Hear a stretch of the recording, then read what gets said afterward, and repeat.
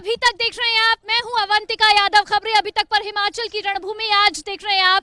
हम पहुंचे हुए हैं सुलह विधानसभा क्षेत्र में, जहां पर बात करेंगे सुलह विधानसभा के मुद्दों के बारे में। अगर इस सीट की हम बात करें तो यहां से जो मौजूदा विधायक हैं विपिन परमार, उनकी सीट है। बीजेपी ने एक बार फिर से विपिन परमार पर भरोसा जताया है, उन्हें एक बार फिर से टिकट सुलह से दी गई है। तो इसी पर हम बात करेंगे, चर्चा करेंगे कि आखिर विधायक ने कितना काम कराया, जनता के क्या मुद्दे हैं, ये सब हम जानेंगे। लेकिन उससे पहले जो विशेष मेहमान हमारे साथ जुड़े हैं उनका परिचय आपसे करा देती हूं।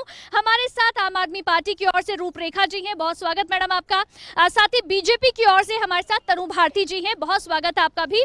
साथ ही सुभाष जी हैं हमारे साथ, कांग्रेस के प्रवक्ता, बहुत स्वागत है सर आपका भी। इधर हमारे साथ जनता भी जुड़ी है जो आज सवाल करेंगे इन प्रवक्ताओं से और पूछेंगे, सुलह के मुद्दों पर जवाब यहाँ पर लिए जाएंगे। तो चलिए सवाल जवाब का सिलसिला शुरू करते हैं। सबसे पहले सवाल आपसे ही तनु भारती जी, क्योंकि एक बार फिर से विपिन परमार को बीजेपी ने टिकट यहां से दिया है, प्रत्याशी बनाया है, कितने आश्वस्त हैं कि उनके किए काम यहां पर जनता सराहेगी? भारतीय जनता पार्टी का आज ही प्रत्याशी आदरणीय विपिन सिंह परमार जी को भारतीय जनता पार्टी की ओर से बनाया गया है। भारतीय जनता पार्टी का प्रत्येक कार्यकर्ता पूर्ण रूप से आश्वस्त है कि हम अत्यधिक मतों से सुलह भारतीय जनता पार्टी आदरणीय विपिन सिंह परमार जी को एक बार फिर से विधानसभा में हम पहुंचाने वाले हैं। पूरा विश्वास आपको है? पूर्ण विश्वास है। चलिए ठीक है।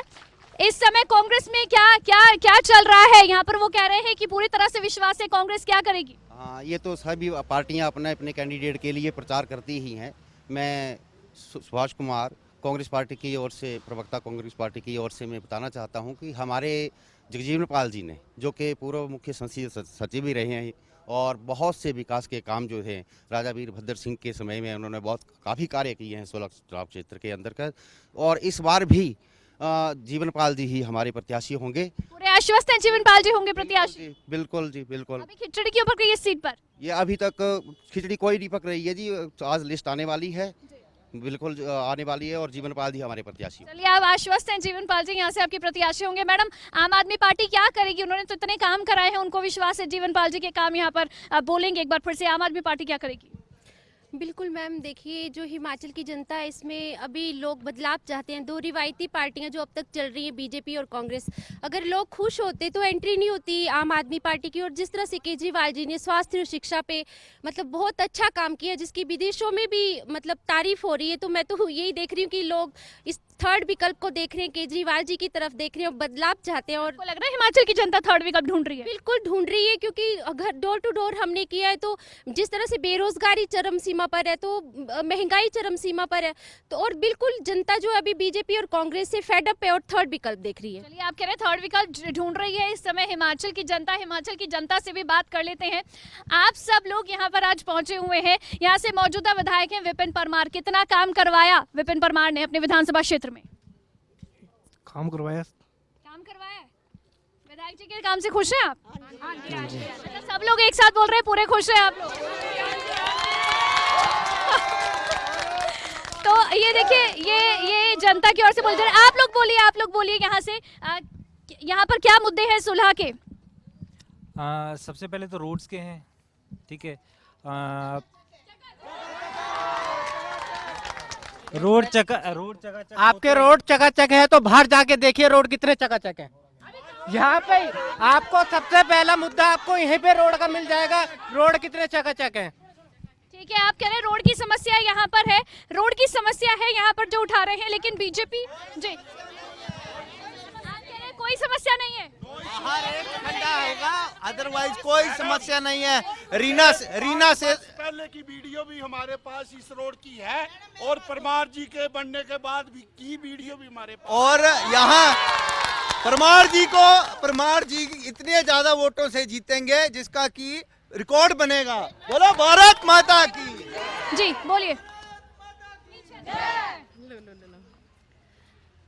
अगर सुलह के विकास की बात करने लगूं मैं, तो आप मैडम नजर घुमाइए ये ओवरब्रिज, ये स्कूल की बिल्डिंग ये आदरणीय परमार जी की देन है, ये भव्य साइंस ब्लॉक, और बाहर सड़क में निकलिए आप और कितने विकास गिनाऊं मैं, बहुत सारे। और ये सड़क की बात कर रहे हैं ये लोग, और सड़क में जाइए, पहले तो गड्ढों में ही सड़क दिखती नहीं थी, और आप देखिए आप चकाचक सड़क, और अंदर वाला बाजार वाला मार्ग देखिए कंक्रीट से बहुत अच्छा सा बना हुआ है। और आप सवाल कीजिए मेरे से, जो सवाल करेंगे मैं आपको जवाब देती हूँ। चलिए ठीक है, आइए। जनता यहाँ पर कह रही है कि बहुत विकास करवा दिया है परमार जी ने, आप लोग कैसे इसको फाइट करेंगे? जनता तो कह रही है सब कुछ चकाचक कर दिया है। देखिए प्रॉपर एक क्षेत्र को, चुनाव क्षेत्र में 130 बूथ हैं, एक बूथ का, और वो भी बूथ पर नहीं है, केवल एक स्कूल के सामने ये बता रहे हैं कि स्कूल का भवन किए, ये सरकार के काम होते हैं। जो नुमाइंदा चुना जाता है वही आगे काम करता है। तो काम तो सरकार में रहते हुए उन्होंने कराया ना। नहीं, इससे पहले नहीं हुआ था, पहले स्कूल नहीं था यहाँ, पहले भी तो स्कूल था। ठीक है, पहले भी स्कूल था। वो कह रहे पहले भी तो स्कूल था, आपने क्या नया किया है? देखिए, ये जो जिस स्कूल की बात ये कर रहे हैं या जिस सड़क की बात कर रहे हैं, मैं आपको बता दूं कि मेरे पास कामों की लंबी लिस्ट है।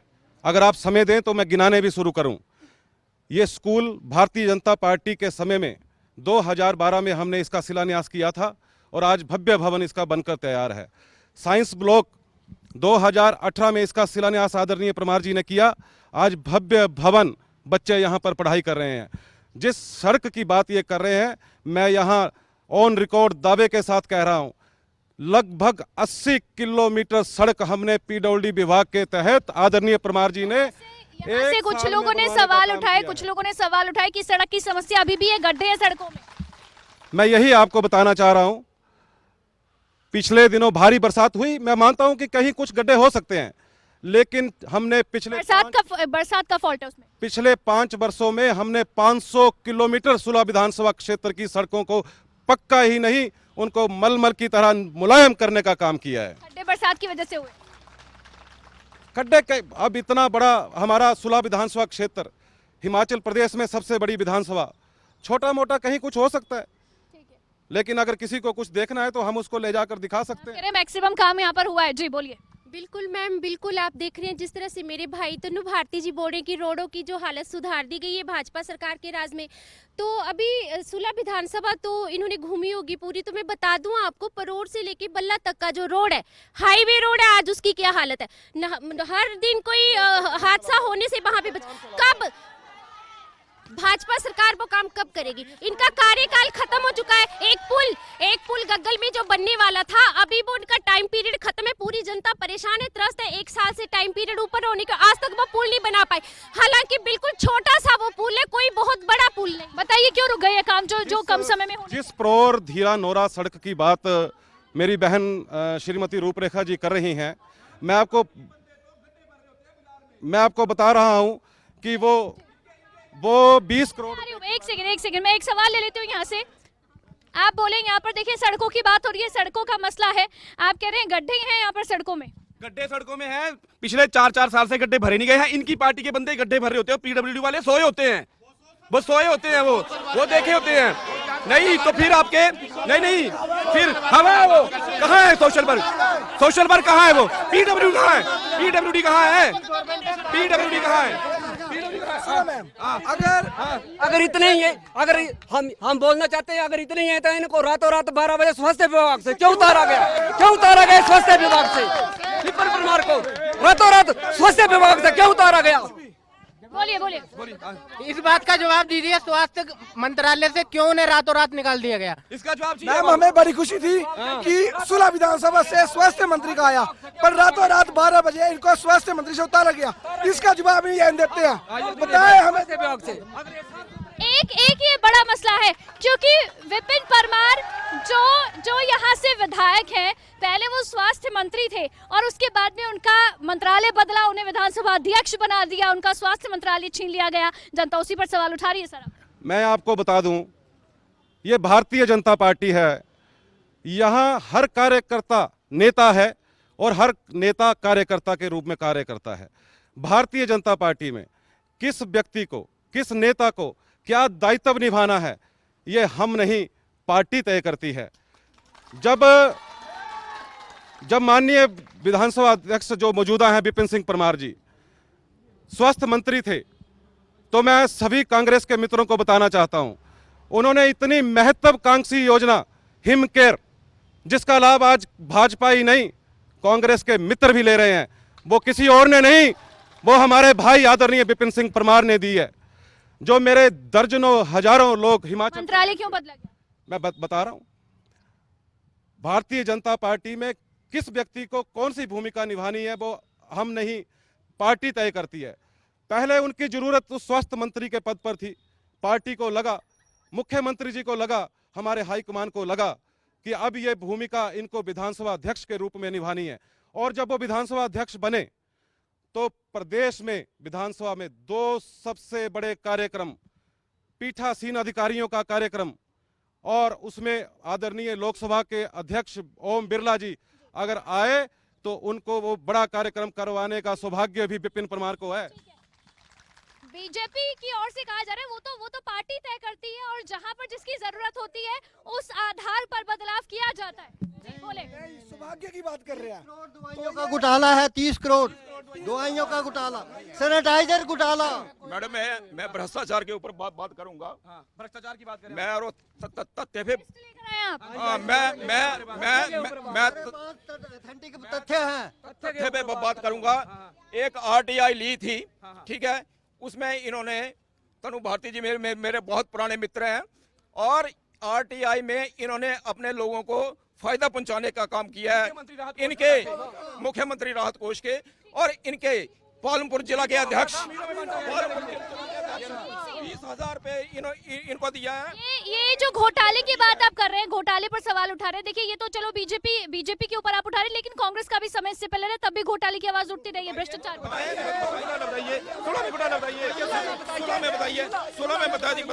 मैडम। शोर मचाने से कुछ नहीं होता, पहले जो क्वेश्चन पूछा है उसका जवाब दे दे। हम ये पूछ रहे हैं कि इनके जो एक मिनट, जिंदाबाद जिंदाबाद पार्टी के लिए नहीं, देखिए नहीं यहाँ पर जनता के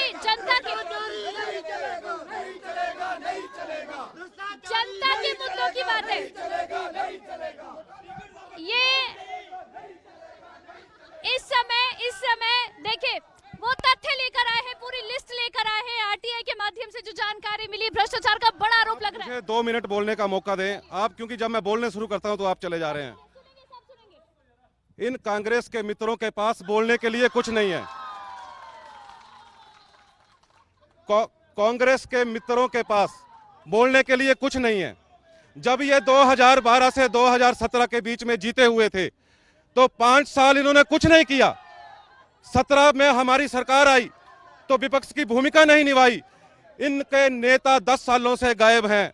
इन्हें यह नहीं पता है कि टिकट किस नेता को मिल रही है। ये तो डूबता हुआ जहाज है, इनके पास बोलने को कुछ नहीं। उल जुलूल में डूबता हुआ जहाज है कांग्रेस पार्टी। हाँ, इनको दिखाई दे रहा है डूबता हुआ जहाज, इनका अपना जहाज डूब रहा है जी।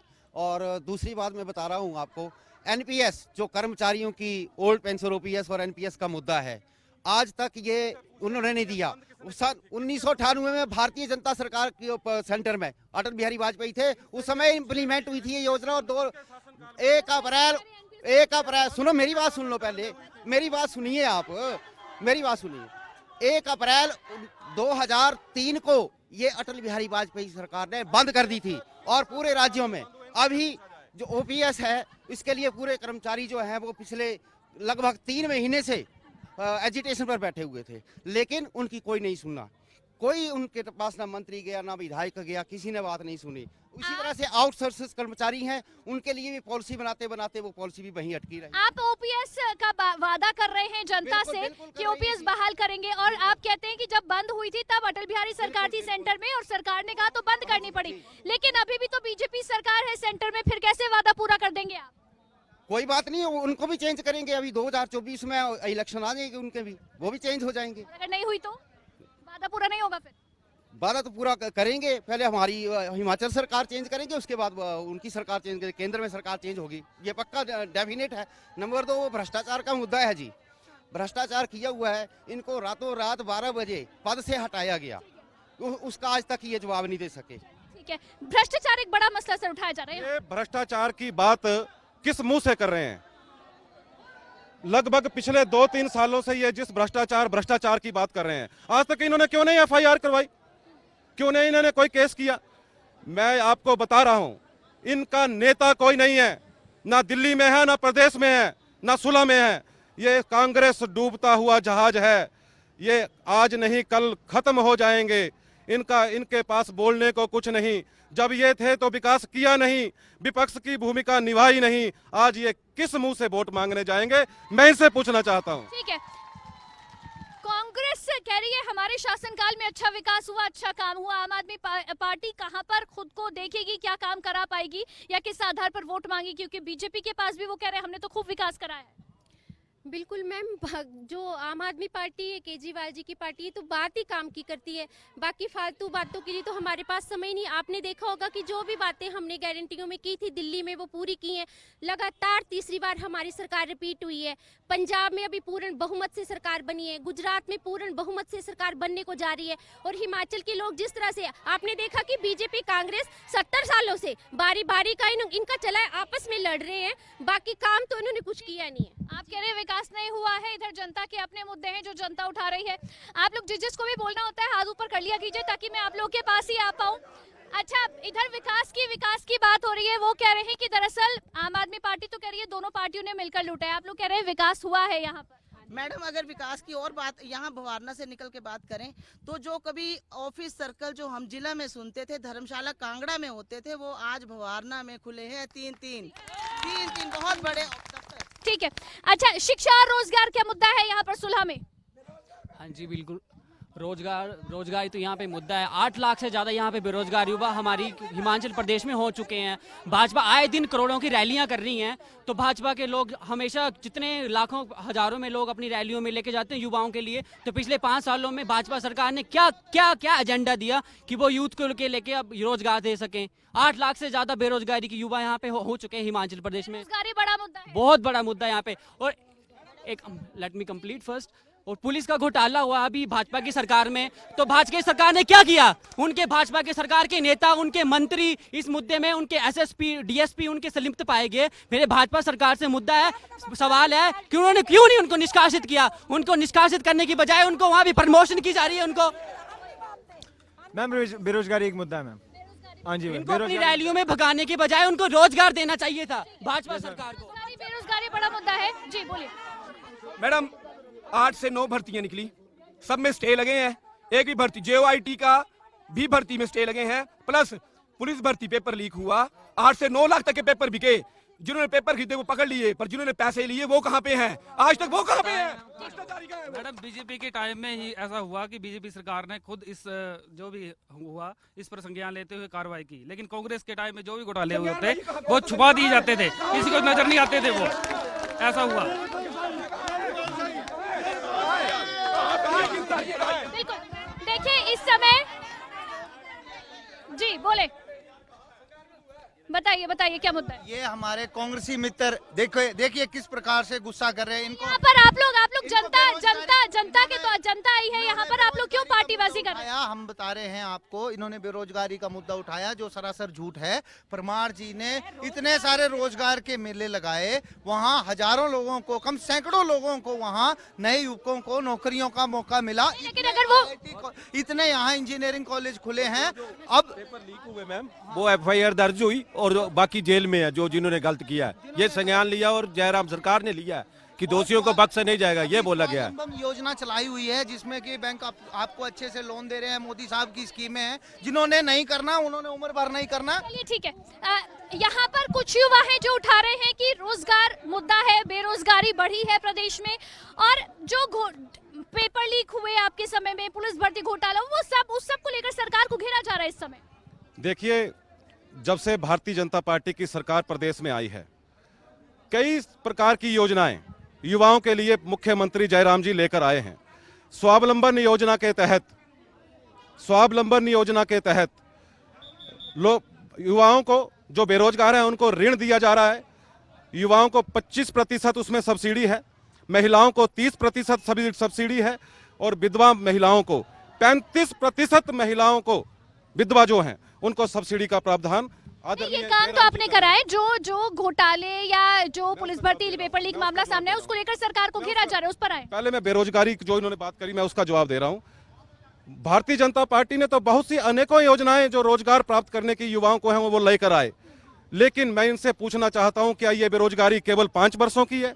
50 वर्षों तक जिन्होंने राज किया वे बेरोजगारी पर बात कर रहे हैं।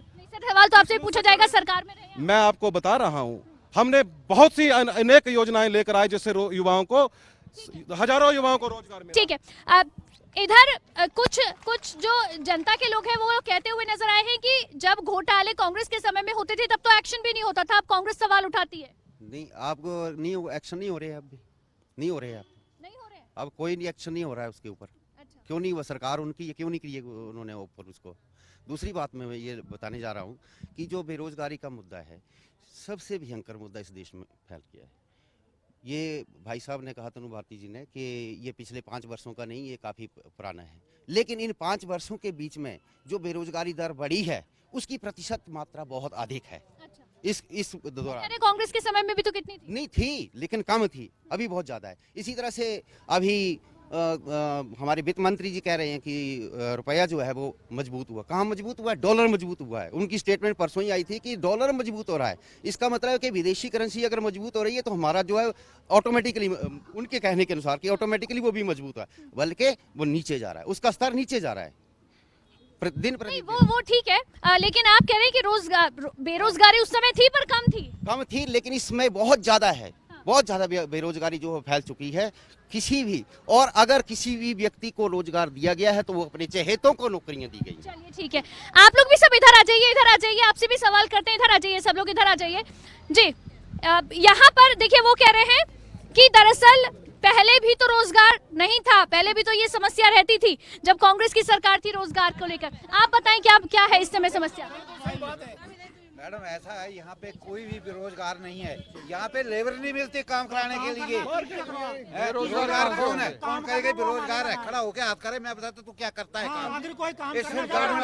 और बेरोजगार बन गए, फिर प्राइवेट जॉब में सब लगे हुए हैं। सरकारें बदली जाती हैं जब कोई पार्टी अच्छे से काम ना करे।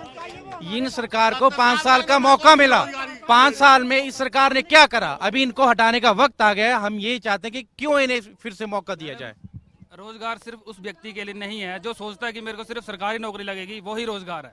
आजकल प्राइवेट जॉब है, सरकार लोन दे रही है, स्वावलंबन योजना है, प्रधानमंत्री मुद्रा योजना, मैंने खुद लोन लिया उसमें, और मेरे पास 7-8 बंदे काम करते हैं। मुख्यमंत्री स्वावलंबन जो योजना है उसके तहत रोजगार नहीं मिला लोगों को। मैम, अगर रोजगार की बात की जाए तो इनसे ये पूछो कि आपने सुलह विधानसभा में कितने लोगों को रोजगार दिया है? ये 2 करोड़ रोजगार की बात करते थे और 15 लाख काम नहीं करना चाहता, वही बेरोजगार है आज के टाइम में। रोजगार है यहाँ पे, सबके पास रोजगार है, कोई रोजगार नहीं। अगर इंसान की काम करने की नियत हो तो मुख्यमंत्री स्वावलंबन योजना चालू की हुई है ना, उठाए पैसा वहाँ से, अपना काम करें ना, 4 आदमी और एम्प्लॉय रखें साथ। सरकारी तो मजा भी है, सरकारी नौकरी कोई मुद्दा नहीं है। नहीं रोजगार है, क्यों नहीं है? सबको रोजगार मिल रहा है, ऐसे थोड़ी। हाँ मिल रहा है, सबको मिल रहा है रोजगार। आपका रोजगार मुद्दा नहीं है? नहीं, कोई मुद्दा नहीं रोजगार को। उस चीज को रोजगार नहीं बोलते हैं। हमारे युवाओं को ठगा जा रहा है, 5-5 हजार की नौकरी पे रखा जा रहा है, उससे बोला जाए ये सरकारी नौकरी है। क्या बताएं, 5 हजार से कोई अपना परिवार का पालन पोषण कर सकता है? चलिए ठीक है, आप कह रहे हैं जी फटाफट। मैम, इनकी पार्टी के प्रवीण शर्मा जी हैं पालनपुर से, उन्होंने ट्रांसफर के ऊपर पैसे खाने के आरोप लगाए हैं इनके ऊपर। उनके ऊपर मैं अपने मित्र तनु भारती जी से पूछना चाहूंगा कि उनका वोट क्या है? जो महेंद्र सिंह है IPS मिनिस्टर, उनकी लड़की की एक कंपनी बनाई है, उसको फायदा पहुंचाया और 2 नौकरियां। आप इधर आए सर, इधर आए। आप बताइए कितना काम हुआ यहाँ पर? विधायक जी के साथ कोई समस्या? बहुत ज्यादा काम हुआ है, बहुत बढ़िया। ठीक है, तो देखिए यहाँ पर कुछ लोग कह रहे हैं कि दरअसल रोजगार एक समस्या है, लेकिन वहीं पर मुख्यमंत्री स्वावलंबन योजना जो है उसको देखिए, उसके समर्थन में भी काफी लोग यहाँ पर हैं सर। फिर आप कैसे कह रहे हैं बेरोजगारी बढ़ी? कुछ लोगों को मिली है, मैं सभी लोगों की बात कर रहा हूँ। वो कुछ लोगों को, गिने चुने लोगों को मिला है, और जो बता रहे हैं कि लोन के ऊपर जो सस्ता ब्याज दे रहे हैं वो भी गिने चुने लोग हैं, जिनकी उनके नेता तक पहुंचे उन्हीं को दिया जाता है। आप लोग एक बंदे तक पहुंचाएंगे? बिल्कुल करेंगे, सब बराबर देखेंगे, एक बराबर देखेंगे सबकी नजर को। फिर क्यों बेरोजगार रह गए थे पहले? पहले तो देखो ना जी, पहले तो अलग सिस्टम था।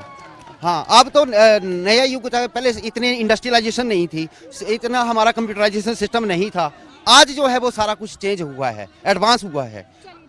अब आप कह रहे हैं इस समय क्योंकि पूरा डिजिटलाइज हो गया है, आधुनिक समय आ गया है, फिर तो बेरोजगार रहने नहीं चाहिए।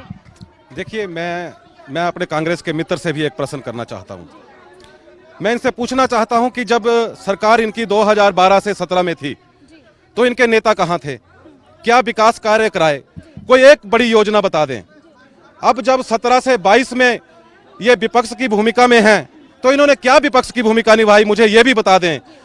और जिस हम यहाँ भवारना में खड़े हैं, थुरल में आदरणीय परमार जी ने विपक्ष की भूमिका मतलब सवाल नहीं उठाई सरकार से। विपक्ष सोया रहा, अभी तक गायब है। इनको ये नहीं पता है कि इनका नेता कौन है। ये क्या बात कर रहे हैं? ये सिर्फ जो यहाँ कुछ कांग्रेस के युवा यहाँ पर बात कर रहे हैं, ये जनता इनको जानती है कि इनका पूरे समाज में क्या रोल है। इनके बारे में ज्यादा कुछ बोलने की जरूरत नहीं है। और जिस तरीके से इनका व्यवहार है, सब इनके बारे में जानते हैं। मैं आपको बता रहा हूं कि थुरल में आदरणीय परमार जी ने 100 बिस्तरों का अस्पताल बनाया, भवारना में 50 बिस्तरों का अस्पताल बनाया, सुलह पीएससी को सीएससी बनाया, हमारा धीरा पीएससी को सीएससी किया। और मैं आपको बता दूं 25 करोड़ रुपए की लागत से भवारना में भव्य अस्पताल। ये सारे काम तो सर जनता भी देख रही है ना, 5 साल हो गए जनता को देखते हुए। मैडम, आप क्या कराएंगे फिर यहाँ पर? बिल्कुल स्वास्थ्य सुविधा के बुरे हाल है। यहाँ पे मैं बात करना चाहूँगी कि अभी आपने देखा कि बिलासपुर एम्स का अधूरे अस्पताल का उद्घाटन किया गया। वहाँ पे स्वास्थ्य सुविधाएं हैं ही नहीं, मरीजों को ट्रांसफर किया जा रहा है इधर उधर दूसरे हॉस्पिटलों में। तो किस बात का एम्स है? यहाँ पे जो नियर बाई CHC हॉस्पिटल धीरा, या मैं एक जिला परिषद हूँ जैसे, तो मेरे बाढ़ में आज तक मतलब CHC हॉस्पिटल में चाइल्ड स्पेशलिस्ट डॉक्टर नहीं है, गायनिकोलॉजिस्ट नहीं है, कहीं टेक्नोलॉजी नहीं है जिससे एक्सरे अल्ट्रासाउंड, क्या कहीं आदमी नहीं है, मतलब हर जगह। स्कूल शिक्षा की मैं बात जी जी जी आप कह रहे हैं यहाँ पर समस्याएं बहुत है, लेकिन सत्ता पक्ष की ओर से या बीजेपी की ओर से कहा जा रहा है कि दरअसल काम बहुत करा है। आप लोग शाम जी जी जी चलिए ठीक है जी जी फटाफट से एक दो लास्ट सवाल। मैडम, कोरोना टाइम पे मुख्यमंत्री राहत कोष के पैसे सुना में आए गए, तो मैं इनसे पूछना चाहूंगा कि ये इनसे पैसे कहाँ दिए गए हैं? सर ऐसे नहीं मैडम मुख्यमंत्री राहत कोष के पैसे का जवाब मेरे मित्र तनु भारती से जवाब चाहिए मेरे को। कोरोना का टाइम चलो था, इनके विधायक और उनके जितने भी नेता है कहाँ बैठे हुए थे वो? कोरोना के टाइम पर कांग्रेस वाले इधर से शुरुआत की, ऐसे नहीं बोलिए, इधर से शुरुआत की मैंने, बोलिए। कोरोना टाइम में कोई भी कांग्रेसी बाहर नहीं निकला। परमार जी ने घर पे जाके सबसे मिले हैं और सबसे बढ़िया काम किया है। मैडम जी, कोरोना टाइम में हम लोगों ने परमार जी के सौजन्य से एक घर में जाके राशन दिया है, दवाइयाँ दी हैं, लोगों के हाल चाल पूछे हैं, हॉस्पिटल पहुँचाया है, लोगों की और वैक्सीनेशन फसलें काटी है लोगों की। तब से ही कांग्रेस ये जिंदा है। सरकार के टाइम में मैडम, कोरोना टाइम में पब्लिक ने, बीजेपी के लोगों ने और सरकार ने पूरी मदद की है कोरोना टाइम में। ये कांग्रेसी कहाँ थे उस टाइम?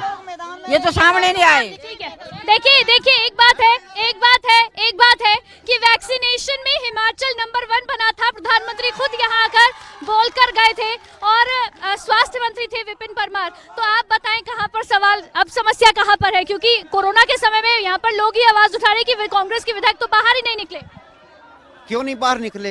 राशन बांटा है उन्होंने फ्री में, हम लोगों ने खुद घर गए हैं, जो जहाँ तक हमारी पहुँच थी वहाँ गए हैं। ये सब कहने की बातें हैं, इन्होंने अपने और राशन इन्होंने बांटा है, वो भी अपने को ही बांटा है, गरीब आम जैसे कि कोरोना। वैक्सीनेशन में नंबर 1 कैसे बना हिमाचल, अगर बीजेपी ने काम ही नहीं किया, सरकार ने काम ही नहीं किया? मतलब कौन सा वैक्सीनेशन में नंबर 1 बना? वैक्सीनेशन की बात करते हैं, वैक्सीनेशन किसके टाइम में हुई? प्रधानमंत्री नरेंद्र मोदी हमारे प्रधानमंत्री हैं, उनके समय में आया, और कोरोना काल उस समय। ये लोग कहते हैं कि हमने फ्री बांटा। अगर फ्री बांटा है तो गैस का सिलेंडर उस समय 410 रुपए में मिलता था, आज वही सिलेंडर 1100 रुपए में मिल रहा है। महंगाई, आप कह रहे हैं महंगाई बढ़ा दी, महंगाई पर बोल रहे हैं वो। महंगाई देखिए, हिमाचल प्रदेश में जहां तक महंगाई की बात है, केंद्र की सरकार ने पेट्रोल पर 8 रुपए, डीजल पर 6 रुपए, उत्पाद शुल्क कम कर महंगाई को कम करने का अगर प्रयास पहली बार अगर किसी ने किया है तो वो हमारे प्रधानमंत्री आदरणीय नरेंद्र मोदी जी ने किया है। उज्ज्वला योजना के तहत वो कह रहे हैं राशन भी बांटा, कोरोना के समय तो अपने अपनों को बांटा था। देखिए ये इनके पास कहने को मैं बार बार कह रहा हूं कुछ नहीं। ये कोरोना में घर में थे, इनके नेता घर में थे, हम कोरोना काल में भी लोगों के बीच में थे, हमारे नेता भी लोगों के बीच में थे। किसी को हमने अगर राशन दिया, अपने क्या लोग नहीं है? उन्हें अगर जरूरत है तो उन्हें राशन नहीं चाहिए? हमने कोई अपना कोई पराया नहीं। कोरोना काल में भारतीय जनता पार्टी विपिन परमार ने सभी की मदद करी है। ठीक है, कोरोना काल जी महंगाई पे मैं अपने भाई से बात करना चाहूंगी कि उज्ज्वला योजना की इन्होंने अपने मुंह से बात की है, मैं भूल गई थी, याद दिला दी है। जब सुबह उठती है महिलाएं घर का सिलेंडर यूज जब हम करते हैं तो उज्ज्वला योजना तो इनको बेबी वो लोगों को सिलेंडर फ्री में दे दिए। आज 100 में से 20% महिलाएं सिलेंडर भरा रही है, बाकी वो शौक है कि महंगाई है, गैस भराने में भी दिक्कत आ रही है क्योंकि महंगाई बढ़ गई है। तो चलिए ये देखिए जनता के सवाल हुए, यहाँ पर प्रवक्ताओं ने जवाब दिए हैं और सवाल जवाब का ये एक बेहतरीन सिलसिला यहाँ पर चला है। समय का अभाव है, समय का अभाव है। एक बार फटाफट से एक आधा सवाल। आप देखते हैं पूरे देश में कांग्रेस के तंबू उखड़ चुके हैं। अब हिमाचल में बारी है, अब हिमाचल से भी कांग्रेस के तंबू उखड़ेंगे, आप देखना। परमानेंट 370 हटाने के लिए मोदी साहब का धन्यवाद। मैडम मैं एक बात रखना चाहती हूँ कि जब इनकी नेता होते थे, जब वो नेता भाषण करते थे मंच से, तो बोलते थे कि हम अगर 1 रुपया केंद्र से भेजते हैं तो वो 5 पैसे धरातल पर। भ्रष्टाचार नहीं है। खुश हैं जी विपिन ये ठीक है। तो चलिए देखिए सवाल जवाब का सिलसिला चला।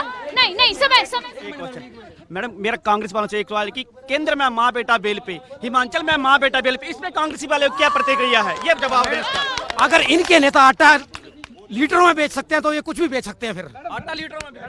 मैडम एक क्वेश्चन पूछना है, बस जैसे कोविड काल जो महाविपत्ति आ पड़ी थी और जो हमारे यहाँ के नेतृत्व कर रहे हैं विधायक जो भाजपा के हैं, ऐसा क्या हो गया कि उस विपत्ति के समय में उनको उस मंत्रालय से हटाया गया? अखबारों में बड़ा कुछ हो गया। जवाब दे। वो उन्होंने जवाब दिया ना, वो कह रहे हैं ये तो सरकार को तय करना है, पार्टी को तय करना है किसको कौन सी जिम्मेदारी दी जाए। विपत्ति के टाइम में सरकारें बदलती हैं, ऐसे मौके पे जहाँ पे बड़ा भारी विपत्ति है एक ही बंदे को क्यों हटाया गया? बाकी पूछो कि इनके पूर्व में रहे अध्यक्ष, पार्टी अध्यक्ष, शायद वो विधानसभा अध्यक्ष बनकर बिंदल जी को क्यों उठाया गया? चलिए ठीक है, ये बहुत सारे सवाल यहाँ जनता की तरफ से आए जिनका जवाब प्रवक्ताओं की ओर से दिया गया। चलिए समय का अभाव है, अभी समय खत्म हो गया। एक बार जोरदार तालियां आप लोग बजा दीजिए अपने लिए। सब लोग यहाँ पहुंचे, आप लोग इस चर्चा में शामिल हुए हैं और इसी के साथ देखिए अभी फिलहाल हिमाचल की रणभूमि में अभी फिलहाल इतना ही। और इसी के साथ मेरे सहयोगी मनोज धीमान और कैमरा पर्सन जीत के साथ अवंतिका यादव, खबरें अभी तक के लिए।